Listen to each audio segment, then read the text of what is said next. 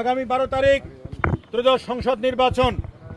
এই নির্বাচনে সারা বাংলাদেশে ইতিমধ্যেই জনগণের ব্যাপক সাড়া এবং জনগণের মধ্যে একটা বিশ্বাস চলে এসছে।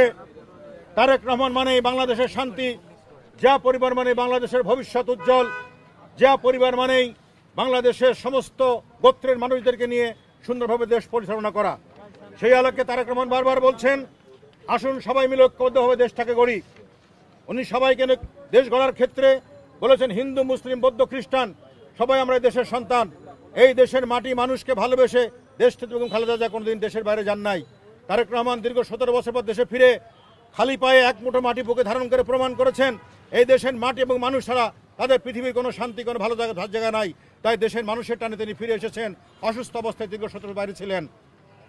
12 তারিখ এই ধানের শীষে ভোট দিয়ে সারা বাংলাদেশের মানুষ এই ধানের শীষকে বিজয়ী করে আল্লাহ পাকের হুকুমে যে তারেক রহমানকে প্রধানমন্ত্রী বানানো সম্ভব হয়, যদি আল্লাহ পাক হুকুম করেন, তাহলে এই দেশে সন্ত্রাস থাকবে না, দেশে চাঁদাবাজি থাকবে না, দেশের দুর্নীতি থাকবে না।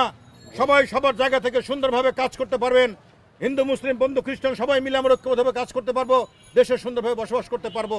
সেই আলোকে আমরা সবাই মিলে স্লোগান ধরি, আগাম সামনে আসছে শুভ দিন, ভোট দিব কিসে, 12 তারিখ সারাদিন তারেক ভাইয়ের সালাম নিন।